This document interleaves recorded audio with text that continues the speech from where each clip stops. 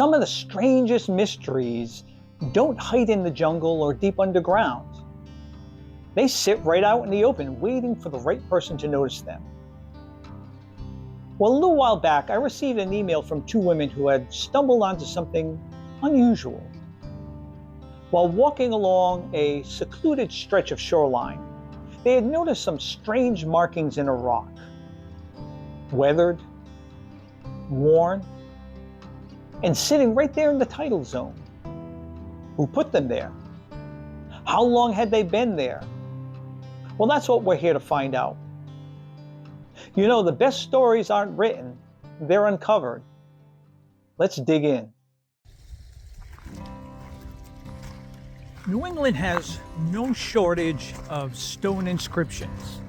Now, some are very well documented, while others not so much.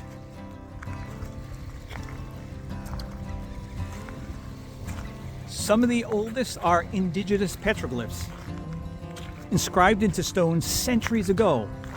Religious symbols, messages. Some were not even sure what the meaning or purpose was. Then the European settlers arrived, and they started leaving their own markings. Some very practical, some ornamental, and, well, some just early graffiti. Then there are some that are real mysteries that don't fit in.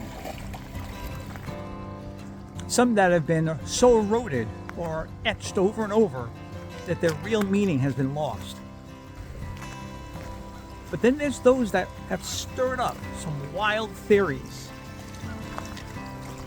Theories of Vikings, early mariners, and lost civilizations leaving their mark, of having visited New England shores long before the settlers.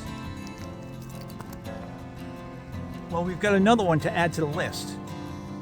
Let's go take a look.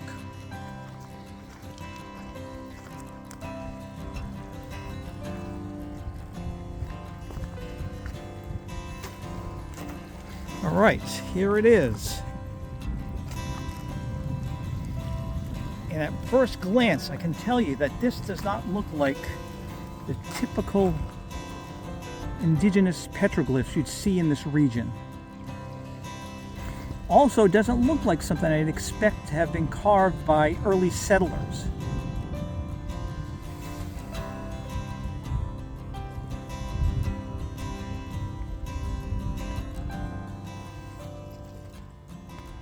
What really interests me is that it's right in the tidal zone. So that means that for every day, several times a day, it has been beaten on by the ocean, by the wave action. And because of where this particular shoreline is, it doesn't just toss sand up on the beach, it tosses rocks.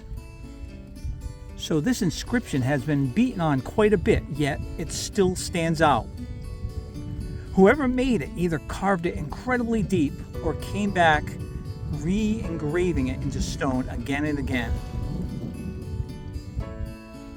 One question that comes to mind is, was this done by one person? Or was it done by many people over many generations? And what does it mean? Was it a marker? Was it a message? Or was it just someone having some fun with the chisel? Well, if history has taught us anything, it's that some answers take a long time to reveal themselves. Is it a piece of lost indigenous history? Is it a marking, a message from early European travelers? Or is it just a forgotten carving with no recorded meaning that now is just stirring up speculation and legend? Well, I'm going to have to study this further before I draw any conclusions, but that's what makes it fun. Sometimes the best part of a mystery isn't solving it, it's the hunt. You know, somewhere out there, there's a mystery waiting. Go find it.